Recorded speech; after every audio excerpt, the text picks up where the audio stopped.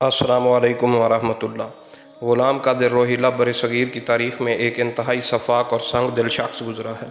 جس نے مغل شہنشاہ شاہ عالم کی آنکھیں نکلوا ڈالیں اور مغل شہنشاہیت کے جبروت اور سطوت کی نشانی لال قلعہ میں تیمور اور بابر کی بیٹیوں کو ناچنے کا حکم دیا۔ شاعر مشرق حضرت علامہ محمد اقبال نے بانگ درا میں اپنی نظم غلام قادر روہیلہ میں اقوام کے عروج و زوال کے اہم اسباب میں سے ایک سبب پر روشنی ڈالی ہے، اس لیے انہیں دانائے راز کہا جاتا ہے۔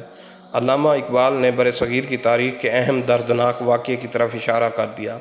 جب غلام قادر روہیلہ نے لال قلعہ کے دیوان خاص میں، جہاں کبھی شہاب الدین محمد شاہ جہاں اور اورنگزیب عالمگیر تخت طاؤس پر بیٹھ کر ہندوستان کی تقدیر کے فیصلے کرتے تھے، اسی دیوان خاص میں اس نے مغل شہزادیوں کو ناچنے کا حکم دیا اور خود خنجر پاس رکھ کر سوتا بنا، لیکن مغل شہزادیاں ناچتی رہیں۔ اس وقت غلام قادر روہیلہ نے یہ تاریخی جملہ بولا: میرا خیال ہے کہ تیمور کی بیٹیوں میں کچھ غیرت و حمیت باقی رہ گئی ہوگی اور وہ مجھے سوتا سمجھ کر میرے خنجر سے قتل کرنے کی کوشش کریں گی، لیکن انہوں نے ایسا نہیں کیا۔ اب مغل شہنشاہیت کو مٹنے سے کوئی نہیں بچا سکتا۔ تو علامہ محمد اقبال نے اس پر پوری ایک نظم لکھی: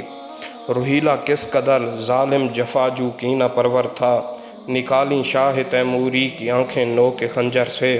دیا اہل حرم کو رقص کا فرمان ستمگر نے، یہ انداز ستم کچھ کم نہ تھا آثار محشر سے، رکھا خنجر کو آگے پھر کچھ سوچ کر لیٹا، تقاضا کر رہی تھی نیند گویا چشم احمر سے، بجھائے خواب کے پانی نے اخگر اس کی آنکھوں کے، نظر شرما گئی ظالم کی درد انگیز منظر سے، پھر اٹھا اور تیموری حرم سے یوں کہنے لگا، شکایت چاہیے تم کو نہ کچھ اپنے مقدر سے، میرا مسند پہ سو جانا بناوٹ تھی تکلف تھا، کہ غفلت دور ہے شان صف آراں یان لشکر سے،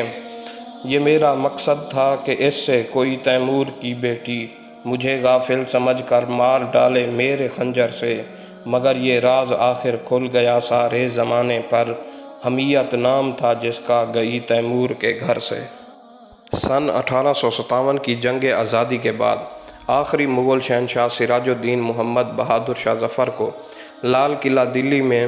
اس دیوان عام میں عام ملزم کی طرح جب کٹہرے میں کھڑا ہونا پڑا، لال قلعہ کے اس دیوان میں جہاں اس کے بزرگ تخت طاؤس پر جلوہ گر ہو کر کوہ نور اپنے قیمتی تاج میں سجائے دربار لگایا کرتے تھے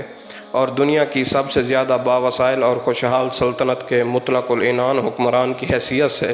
لوگوں کی قسمت کے فیصلے کیا کرتے تھے،